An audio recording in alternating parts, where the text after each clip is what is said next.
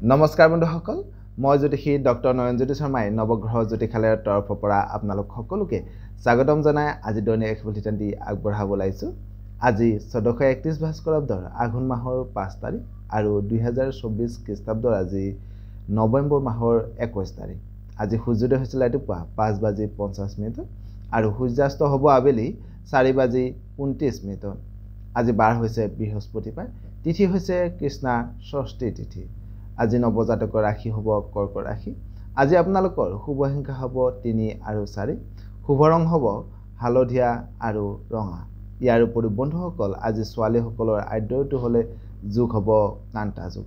বন্ধুসকল আমাৰ এই চেনেলটোৰ জৰিয়তে আপোনালোকৰ লগত বৈদিক জ্যোতিষশাস্ত্ৰ আৰু বাস্তুশাস্ত্ৰ সম্পৰ্কীয় বিভিন্ন আনুষংগিক বিষয়সমূহ আমি আলোচনা কৰি আহিছোঁ।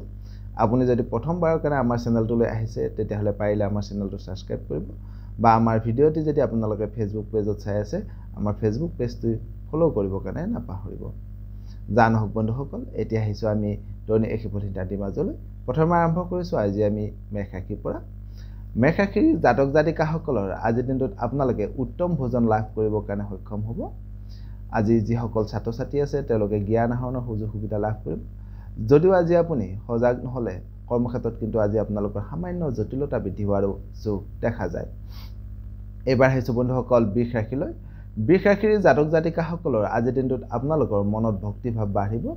ব্যৱসায়িকভাৱে আজি আপোনালোকে লাভান্বিত হ'ব পাৰিব। যদিও আজি আপুনি সজাগ নহ'লে দেহ মনত কিন্তু সামান্য এলাৰ ভাৱ বৃদ্ধি হোৱাৰো যোগ দেখা যায়। এইবাৰ আহিছোঁ মিথুন ৰাশিলৈ। মিথুন ৰাশিৰ জাতক জাতিকাসকলৰ আজিৰ দিনটোত আপোনালোকে পুৰণি সমস্যাবোৰ সমাধান কৰিবৰ কাৰণে সক্ষম হ'ব। কৰ্মক্ষেত্ৰত আজি আপোনালোকৰ জনপ্ৰিয়তা বৃদ্ধি হ'ব। যদিও আজি আপোনাৰ মনত অশান্তি সৃষ্টি কৰিব পৰা যিকোনো কৰ্মৰ পৰা আজি আপুনি নিজকে আঁতৰাই ৰখাটো খুবেই ভাল হ'ব। এইবাৰ আহিছোঁ কৰ্ক ৰাশিলৈ। কৰ্ক ৰাশিৰ জাতক জাতিকাসকলৰ আজিৰ দিনটোত আপোনালোকে নিষ্ঠা আৰু সততাৰে নিজৰ কামবোৰ কৰিবৰ কাৰণে সক্ষম হ'ব। যদিও আজি আপুনি সজাগ নহ'লে আজি আপোনালোকৰ সামান্য ব্যয় তথা খৰচ বাঢ়িব পাৰে। লগতে আজি আপোনাৰ মনত হতাশাৰ সৃষ্টি কৰিব পৰা যিকোনো কৰ্মৰ পৰা আজি আপুনি নিজকে আঁতৰাই ৰখাটো খুবেই ভাল হ'ব। এইবাৰ আহিছোঁ সিংহ ৰাশিলৈ। সিংহ ৰাশিৰ জাতক জাতিকাসকলৰ আজিৰ দিনটোত আপোনালোকৰ কৰ্মত নতুন নতুন দায়িত্ব লাভ কৰিব। প্ৰেম আৰু কৰ্মত শুভ বুলি ক'ব পাৰি। যদিও আজি আপুনি সজাগ নহ'লে সামান্য খৰচ বৃদ্ধি হোৱাৰো যোগ দেখা যায়। এইবাৰ আহিছোঁ কন্যা ৰাশিলৈ। কন্যা ৰাশিৰ জাতক জাতিকাসকলৰ আজিৰ দিনটোত আপোনালোকে শুভ সংবাদ লাভ কৰিব। লগতে আজি আপোনাৰ কৰ্মত সামান্য বাধাৰ মাজেৰে নতুনত্ব আহিব আজি আপোনালোকৰ কৰ্মক্ষেত্ৰলৈ। এইবাৰ আহিছোঁ তুলা ৰাশিলৈ। তুলা ৰাশিৰ জাতক জাতিকাসকলৰ আজিৰ দিনটোত আপোনালোকৰ বুদ্ধিৰে কৰ্মবোৰ সমাপ্ত কৰিবৰ কাৰণে সক্ষম হ'ব। আজি আপোনালোকে শুভ সংবাদ লাভ কৰিব। লগতে আজি আপুনি লগ বন্ধুৰ পৰা কৰ্মক্ষেত্ৰত সঁহাৰি লাভ কৰাৰো যোগ দেখা যায়। এইবাৰ আহিছোঁ বৃশ্চিক ৰাশিলৈ।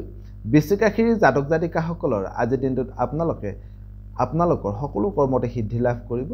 যদিও আজি কিন্তু ঠগ প্ৰবঞ্চকৰ পৰা অলপ সাৱধান হোৱাটো খুবেই ভাল হ'ব। এইবাৰ আহিছোঁ বন্ধুসকল ধনু ৰাশিলৈ। ধনু ৰাশিৰ জাতক জাতিকাসকলৰ আজিৰ দিনটোত আপোনালোকে বুদ্ধিৰে কৰ্মবোৰ সমাপ্ত কৰিবৰ কাৰণে সক্ষম হ'ব।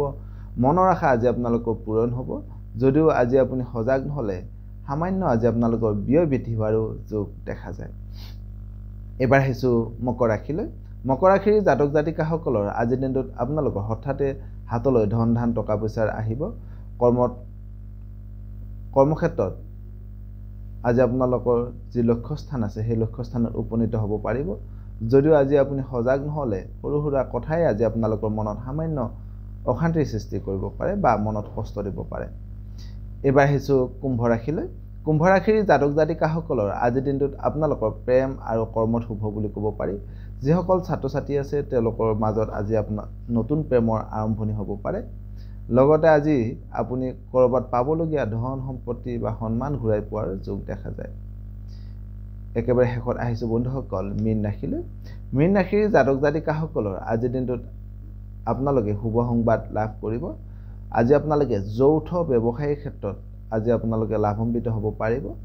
যদিও আজি আপুনি সজাগ নহ'লে শৰীৰত সামান্য ৰোগ বৃদ্ধি হোৱাৰো যোগ দেখা যায়। সদশেষত বন্ধুসকল আজিৰ দিনটো আপোনালোকৰ সকলোৰে শুভ হওক, মংগলময় হওক তাৰে কামনা কৰি আপোনালোকৰ মাজৰ পৰা বিদায় মাগিছোঁ।